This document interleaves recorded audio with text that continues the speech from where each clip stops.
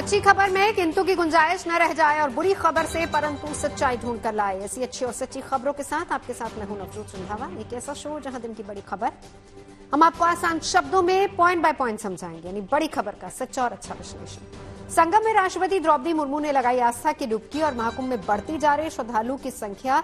आपको डिटेल्स देंगे। अगर आप जाना चाह रहे हैं महाकुंभ तो देखिएगा जरूर। एशिया का सबसे बड़ा एयर शो बेंगलुरु के आसमान में तेजस का दम भी दिखाएंगे। सुखोई रफेल का रोमांच भी देखिएगा। और कला, संस्कृति और शिल्प का महोत्सव 23 फरवरी तक सूरजकुंड मेले में सांस्कृतिक विरासत की झलक भी दिखाएंगे। लेकिन शुरुआत हेडलाइंस के साथ। तो अच्छी और सच्ची खबरों की शुरुआत करेंगे। सबसे पहले महाकुंभ की खबर, जिसका आज 29वां दिन है और इन 29 दिनों के भीतर 43 करोड़ से ज्यादा लोग महाकुंभ पहुंचकर संगम में स्नान का पुण्य कमा चुके हैं।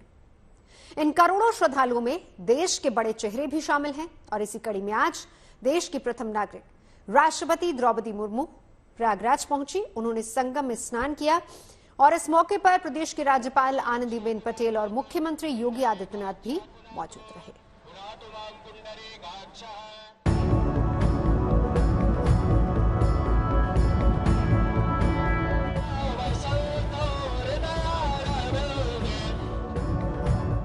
महाकुंभ के इस महामेले में रोजाना यूं ही लाखों आस्थावान श्रद्धालु पहुंच रहे हैं। इनमें कोई परिवार संग आया है, कोई दोस्तों संग और रिश्तेदारों के साथ आया है। इन आम श्रद्धालुओं की तरह जाने माने चेहरे भी इस आध्यात्मिक मेले में पुण्य कमाने पहुंच रहे हैं। इसी कड़ी में आज देश के प्रथम नागरिक राष्ट्रपति द्रौपदी मुर्मू महाकुंभ पहुंची, फिर बोट से संगम पहुंची और त्रिवेणी के पवित्र जल में उन्होंने स्नान किया। गंगा स्नान के बाद राष्ट्रपति ने हाथ जोड़ सूर्य देव को अर्घ्य दिया। बड़ी बात यह है कि द्रौपदी मुर्मू देश की दूसरी राष्ट्रपति हैं जिन्होंने महाकुंभ में स्नान किया है। संगम में स्नान के बाद पुरोहितों ने मंत्रोच्चार के साथ गंगा पूजन और आरती कराई। इस मौके पर प्रदेश की राज्यपाल आनंदीबेन पटेल और मुख्यमंत्री योगी आदित्यनाथ भी वहां मौजूद रहे। गंगा पूजन का ये कार्यक्रम विधि विधान से संपन्न होने के बाद राष्ट्रपति ने अक्षय वट और फिर लेटे हनुमान जी के दर्शन भी किए। राष्ट्रपति मुर्मू का कार्यक्रम है वो सीएम योगी आदित्यनाथ के साथ यहाँ पर मौजूद है और सबसे पहले उन्होंने संगम में स्नान किया। उसके बाद यहाँ पर लेटे हुए हनुमान मंदिर के दर्शन किए। उसके बाद अक्षय वट गई और उसके बाद डिजिटल कुंभ है उसके बारे में चर्चा की गई, यानी वहाँ जाकर देखा किस तरीके से राष्ट्रपति यहाँ पर पहुंची और उसका मैनेजमेंट प्रशासन ने किया। ये अपने आप में ही काबिले तारीफ माना जा रहा है। दूसरी तरफ की जो तस्वीर आप देखेंगे यहाँ पर पाएंगे कि कई जो श्रद्धालु है वो इस भीड़ में एक साथ चल रहे हैं, कई किलोमीटर चल रहे हैं और ऐसे में ये सभी जो श्रद्धालु हैं वो लंबी लंबी कतारों से कई किलोमीटर से चलते आ रहे हैं। तो ये दो रास्ते, एक जो राष्ट्रपति है उनके लिए किया गया और दूसरा रास्ता जो श्रद्धालु है उनके लिए किया गया। तो ये मैनेजमेंट यहाँ के जो प्रशासन है उसके द्वारा, मेला प्रशासन के द्वारा किया गया है। राष्ट्रपति ही नहीं बल्कि महाकुंभ पहुंचने वालों में राज्यों के मुख्यमंत्री भी शामिल है। आज उत्तराखंड के मुख्यमंत्री पुष्कर सिंह धामी परिवार के साथ महाकुंभ पहुंचे और उन्होंने माघ महीने में संगम में आस्था की डुबकी लगाई। इसमें स्नान करना, डुबकी लगाना अपने आप में बहुत बड़ा धर्म का काम है और अच्छा लग रहा है यहाँ पर आकर। पूरे देश दुनिया के लोग यहाँ आ रहे हैं और आस्था की डुबकी लगा रहे हैं। मैं भी अपने को धन्य समझता हूँ। देवभूमि उत्तराखंड से ही माँ गंगा भी आती है, यमुना भी आती है और संगम में आकर डुबकी लगाई है और निश्चित रूप से ये हमारे लिए बहुत ही मैं कहूँ कि मैं अपने को सौभाग्यशाली मानता हूँ कि मुझे भी इन करोड़ों करोड़ों लोगों के साथ यहाँ पर आस्था की डुबकी लगाने का अवसर मिला है। महाकुंभ का ये आयोजन जैसे जैसे समापन की ओर बढ़ रहा है, इसमें आने वाले श्रद्धालुओं की संख्या दिन दूनी रात चौगुनी रफ्तार से बढ़ती जा रही है। इनमें विदेशी श्रद्धालु की संख्या भी कम नहीं है। ये विदेशी श्रद्धालु इस आध्यात्मिक मेले को देख न सिर्फ अभिभूत हैं, बल्कि सनातन के प्रति इनका लगाव भी दिख रहा है। आयरलैंड, यूएसए और जापान के रहने वाले नागरिकों ने सनातन से प्रभावित होकर जगत गुरु साई मां लक्ष्मी देवी के महाकुंभ में लगे शिविर में ब्रह्मचारी दीक्षा ग्रहण की। मोक्ष चतुर्विधा फल पुरुषार्थ सिद्ध्यर्थम आधिदैविक आधिभौतिक। जापान की 20 साल की रेको यूतो दीक्षा लेने के बाद रेणुका मां के नाम से जानी जाएंगी। आयरलैंड के रहने वाले डेविड पैट्रिक, देवेश्वर दास और यूएसए के रहने वाले जॉन डेविड मिलर की पहचान अब देवेंद्र दास होगी। आस्था का ये महामेला अपनी इन्हीं अनोखी परंपराओं के चलते दुनिया भर में लोकप्रिय है। प्रयागराज से समर्थ श्रीवास्तव और आशीष श्रीवास्तव के साथ bureau report, good news today. अब बात एशिया के सबसे बड़े एयर शो की, एरो इंडिया की कर लेते हैं, जिसका आगाज आज से बेंगलुरु के यलहंका एयरफोर्स स्टेशन पर हो चुका है। रक्षा मंत्री राजनाथ सिंह ने एरो इंडिया के इस 15वें एडिशन का उद्घाटन किया, जिसमें पहली बार अमेरिका और रूस दोनों देशों के 5वीं पीढ़ी के फाइटर जेट्स भी हिस्सा ले रहे हैं। एरो इंडिया के पहले 3 दिन बिजनेस विजिटर्स के लिए हैं, जबकि आखिरी 2 दिन आम लोगों के लिए होंगे और इस दौरान दुनिया को नए भारत की ताकत और आत्मनिर्भरता की झलक देखने को मिलेगी।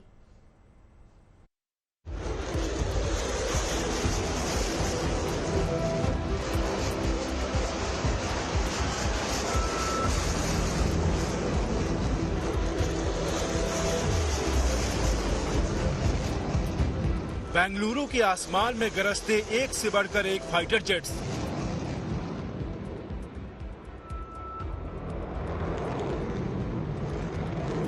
इनमें हिंदुस्तानी ही नहीं बल्कि विदेशी फाइटर जेट्स भी शामिल हैं।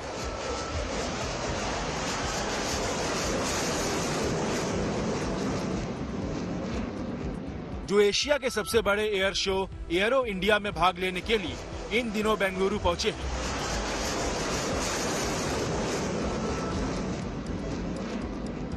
एरो इंडिया का ये 15वां एडिशन है, जो बेंगलुरु के येलहांका एयरफोर्स स्टेशन पर आयोजित किया जा रहा है।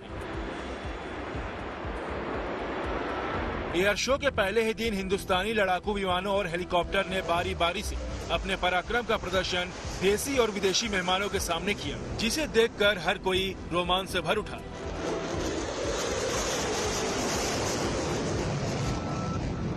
चाहे सूर्य किरण एरोबेटिक टीम हो या सुखोई फाइटर जेट हो या फिर इंडियन एयरफोर्स के तेजस मार्क 1A के आसमान में हैरत अंगेज करतब हो, जिसने भी एक्शन से भरपूर इन तस्वीरों को देखा उसने तालियां बजाकर इन वायुवीरों की हौसला अफजाई की। एरो इंडिया शुरू हो चुका है और डिस्प्ले इस वक्त जारी है और पूरी दुनिया के अलग-अलग किस तरह से अलग-अलग 13 फॉर्मेशंस हैं जो यहाँ पर डिस्प्ले किया जा रहा है और एरो इंडिया का ये 15वां संस्करण है। आपको बता दूं, आप मेरे पीछे देख रहे हैं इस वक्त कि किस तरह से ये जो एरो इंडिया का एरियल डिस्प्ले है, वहाँ पर 13 अलग-अलग फॉर्मेशंस होंगी, जिसमें भारत की वायुसेना का पूरा दमखम दिखाई देगा। यहाँ पर आपको LCA तेजस दिखाई देगा, इसके अलावा जैगुआर, Su-30, रफाल, जितने भी एयरक्राफ्ट भारतीय सेना में हैं वो आपको दिखाई देंगे। अलग-अलग फॉर्मेशंस यहाँ पर आ रही है। तेजस जो भारत की शान है, जो भारत में बनाया हुआ भारत का अपना एक फाइटर जेट है, वो यहाँ पर उड़ान भर रहा है। इन फाइटर जेट्स के अलावा मेक इन इंडिया के तहत देश में बने हेलीकॉप्टर LUH यानी लाइट यूटिलिटी हेलीकॉप्टर ने भी एरो इंडिया के पहले दिन के शो में अपने हवाई करतबों से लोगों की खूब तालियां बटोरी। बेंगलुरु में एरो इंडिया के दौरान हम देख रहे हैं LUH यानी लाइट यूटिलिटी हेलीकॉप्टर जो सिर्फ भारत में बनाया गया है और आप देख सकते हैं किस तरह से ये हेलीकॉप्टर हवा में कलाबाजियां खा रहा है। ये दिखा रहा है हमारे पायलट्स का अनुशासन और किस तरह से ये लाइट यूटिलिटी हेलीकॉप्टर जो अपने वजन की वजह से बेहद कामयाब हो सकता है, इसे किस तरह से यहाँ पर दिखाया जा रहा है कि हवा में ये मुड़ सकता है, बेहद नीची ऊंचाई पर ये उड़ान भर सकता है। लेकिन एरो इंडिया के इस 15वें एडिशन में अगर किसी चीज की सबसे ज्यादा चर्चा है तो वो है 5वीं पीढ़ी के इन 2 लड़ाकू विमानों की। इनमें एक है अमेरिका का F-35 जिसे अमेरिका ने लगातार दूसरे साल एरो इंडिया शो के लिए भारत भेजा है, जबकि दूसरा है रूस का Su-57 जो पहली बार एरो इंडिया शो के लिए भारत आया है। इन दोनों ही 5वीं पीढ़ी के फाइटर जेट्स ने बेंगलुरु के आसमान में बारी बारी से अपना दमखम दिखाया। दरअसल भारत को 5वीं पीढ़ी के विमानों की सख्त जरूरत है, जिसे देखते हुए रूस ने भारत को Su-57 देने का ऑफर किया है। जबकि चर्चा है कि पीएम नरेंद्र मोदी की अमेरिका यात्रा पर राष्ट्रपति डोनाल्ड ट्रंप भारत को F-35 देने की पेशकश कर सकते हैं। एरो इंडिया में आकर्षण का केंद्र बना हुआ है रूस का Su-57E 5th generation multi role aircraft जो आप इस वक्त हमारे पीछे देख सकते हैं और पहली बार बेंगलुरु में होने वाले एरो इंडिया में शामिल होने के लिए रूस से ये Su-57 आया है। अगर हम बात करें इसकी क्षमताओं की तो ये स्टेल्थ एयरक्राफ्ट है, 5th generation multi role aircraft है, यानी तमाम तरह की युद्ध की जरूरतों के लिए इसे इस्तेमाल किया जा सकता है। और इसके साथ जो तमाम इंटीग्रेशंस है, यानी कि जो वेपन सिस्टम्स, जो मिसाइल्स इसके साथ, जो बॉम्ब्स इसके साथ लगाए जा सकते हैं, उनको भी यहाँ पर स्टैटिक डिस्प्ले में रखा गया है। भारत और रूस के बीच डिफेंस टाइज को अगर देखें तो वो कई दशकों से बेहद मजबूत हैं और आगे भी कई डील्स को लेकर चर्चा की जा सकती है। Su-57 जो 5th generation multi role aircraft है, उसे लेकर संभावनाएं तलाश की जा रही हैं रूस द्वारा भारत में। और सिर्फ रूस ही नहीं, अमेरिका ने अपना F-35 5th generation aircraft Bharat भेजा है एरो इंडिया के लिए।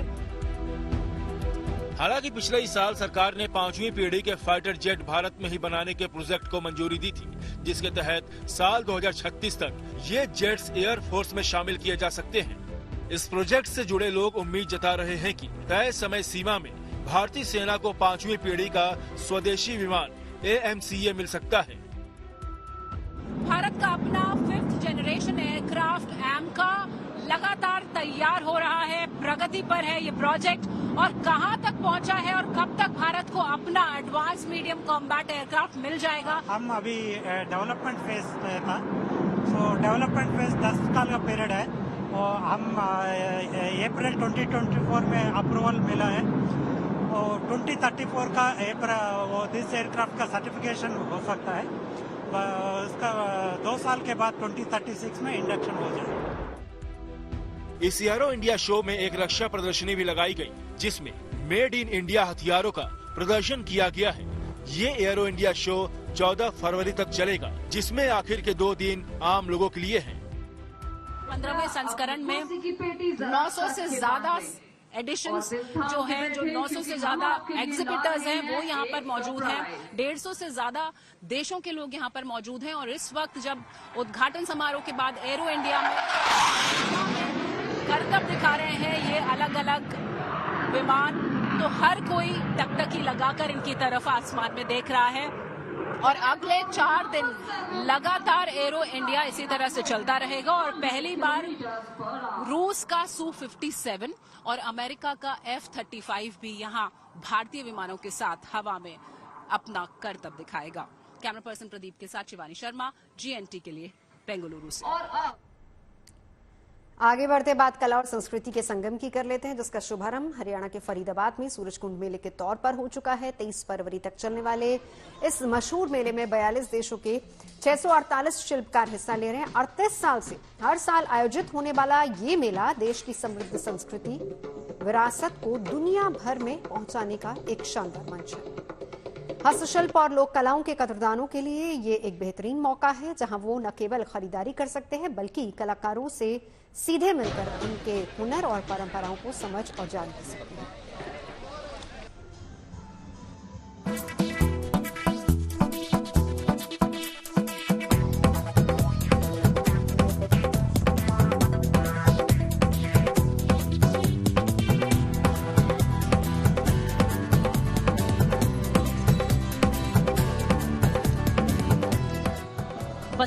आगमन के साथ ही हरियाणा के फरीदाबाद में भारतीय हस्तशिल्प और संस्कृति का अनोखा संगम देखने को मिल रहा है। अरावली पर्वतमाला के दक्षिणी रिज पर 38वें सूरजकुंड मेले का आगाज हो चुका है। 38वें सूरजकुंड मेले की शुरुआत हो चुकी है। 7 फरवरी से 23 फरवरी तक ये पूरा मेला चलेगा, जिसमें जो पार्टनर स्टेट्स हैं वो है उड़ीसा और मध्य प्रदेश। और यहाँ पर जब आप सूरजकुंड मेले में आएंगे तो सबसे पहले आपका स्वागत उड़ीसा के इस पारंपरिक ट्राइबल डांस से ही होगा।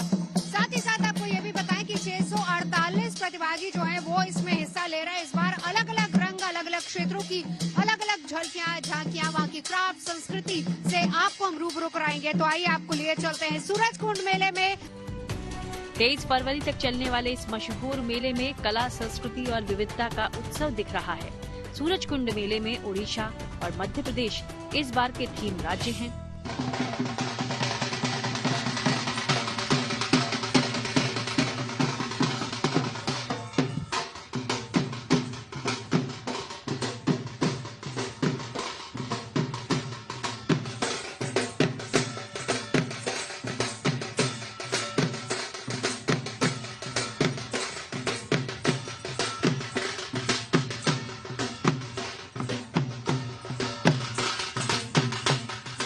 दुनिया के सबसे मशहूर मेलों में शामिल सूरजकुंड में ओडिशा के रंग देखने को मिल रहे हैं।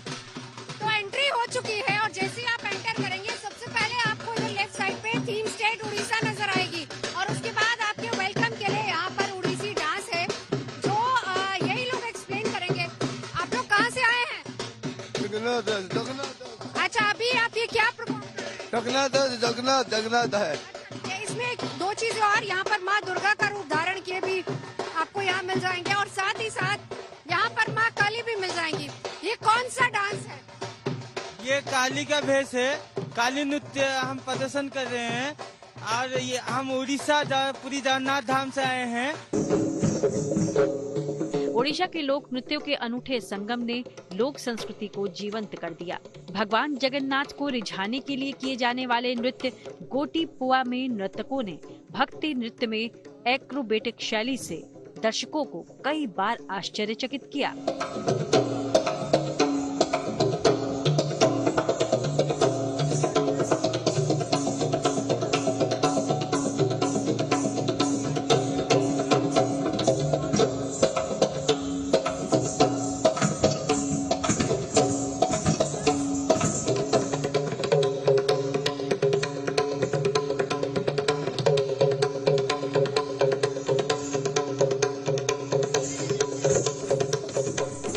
लड़की का भेष धारण कर अद्भुत लोक नृत्य पेश करने वाले लड़कों ने भी खूब वाहवाही बटोरी।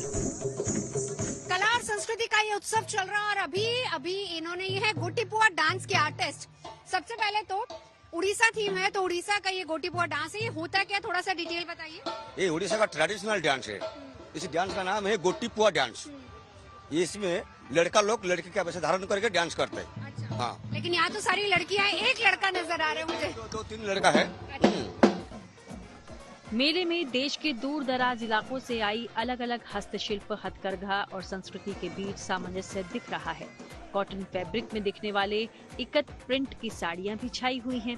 हाथ से बनने वाली इस आकर्षक प्रिंट की एक साड़ी को पूरा करने में 2 हफ्ते से ज्यादा का समय लगता है। तो थीम स्टेट है उड़ीसा। उड़ीसा के सारे कलर्स आपको दिखा रहे हैं हम, लेकिन संबलपुरी के बिना उड़ीसा वाला पैकेज अधूरा हो जाएगा। तो ये बताइए कितना वक्त लगता है आपको ये संबलपुरी बनाने? ऑलमोस्ट मतलब टाइम टेकिंग रहता है। ऐसे भी मतलब कि होता है जैसे डिफरेंट साड़ी में होता है ना कि हम प्रिंट कर देते हैं या स्क्रीन प्रिंट वगैरह करते हैं। इसमें हम प्रिंट या मशीनरी यूजेस नहीं कर सकते। इसमें थ्रेड को एक टाई एंड डाई प्रोसेस होता है जो इक्कत बोलते हैं इसको। तो उसको क्या थ्रेड को पहले डाई करना रहता है, फिर उसको वीप करना पड़ता है। एक पजल की तरह होता है। आप क्लोजली यहाँ पे अगर दिखाएंगे ना, जैसे कोई भी डिजाइन होता है यहाँ पे ये दूसरा अगर कोई ऑप्शन होता है साड़ीज में प्रिंट कर देते हैं, स्क्रीन प्रिंट करते हैं। इसमें थ्रेड को एक एक अलग अलग थ्रेड का अलग अलग पॉइंट को हम कलर करते हैं और फिर जब एक डिजाइन बनता है वो हर थ्रेड का कंट्रीब्यूशन रहता है। इसको बनाने में वक्त कितना लगता है? डिपेंड करता है, जैसे 15 to 20 डेज लगता है कि एक साड़ी को 15 to 20 डेज अगर मास्टर वीव होता है वो। पूरे सूरजकुंड मेले में 1100 से ज्यादा स्टॉल और हैंडीक्राफ्ट हाट हैं।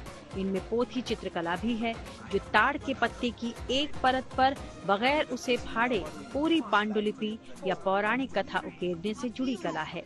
इस कृति को पूरा करने के लिए 1 महीने से लेकर 1 साल तक का वक्त लगता है। अब आपको हम मिलवाते हैं नेशनल अवार्ड विनर से, जो इस वक्त सूरज कुंड में पहुंचे हैं और जिनको देखने के लिए देशी नहीं बल्कि विदेशी लोग भी यहाँ पर बैठे हैं। सबसे पहले रामचंद्र जी एक नेशनल अवार्ड विनर हैं और बहुत ही सुंदर ये कलाकारी चल रही है। आपसे जानना चाहेंगे रामचंद्र जी, ये किस तरह की कलाकारी है, कौन सा चित्र इसको कहा जाता है? हम इसको पुथी चित्र बोलती है। जो पुराना जमाने में हमारा जो रामायण महाभारत सब ग्रंथ लिखा हुआ है, भारतवर्ष में जब पेपर नहीं था वही पत्ते के ऊपर हम सब पढ़ाई लिखाई करते थे, हमारा सारा भारतवर्ष के लोग। इस बार सूरजकुंड मेले में देश के साथ साथ 42 देशों के 648 शिल्पकार भाग ले रहे हैं। हर साल लाखों लोग इस मेले में आते हैं, जहां उन्हें पारंपरिक हस्तशिल्प, वस्त्र, लोक कला और व्यंजनों का अनूठा संगम देखने को मिलता है।